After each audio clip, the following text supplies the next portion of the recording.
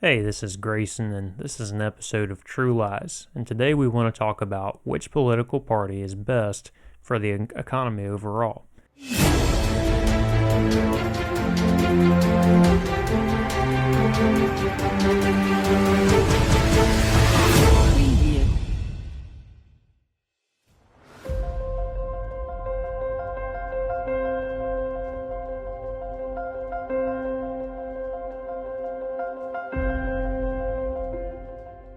So, number one, we're going to go back to 1988 and we're going to take a look at all the different presidents and all the different presidential terms and be able to pick apart which ones have been the best and which ones may have not been so that we can come to a conclusion for that.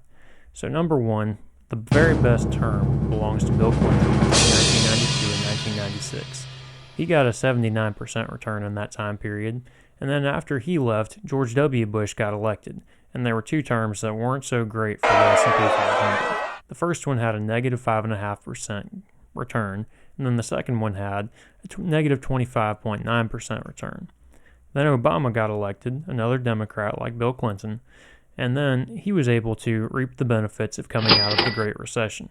So in his first term, he got a 50.5% return, and in the second, he got 53%. And so after all that, you would think, man, it's obvious. The Democrats are the definite option for this, and that's who we should be voting for if we want to have good returns on our 401k. But I do also want to point out that in 1988, before Bill Clinton, George H.W. Bush also had a pretty good 4 years. He got 58% in that time period, and then after Obama, Donald Trump ended up being able to get 65% in that time period. Both of those returns are better than Obama's best year of 53%. That's not necessarily to say that Democrats are better or Republicans are, as much as it is to say that whoever's in office, it all depends on the business cycle.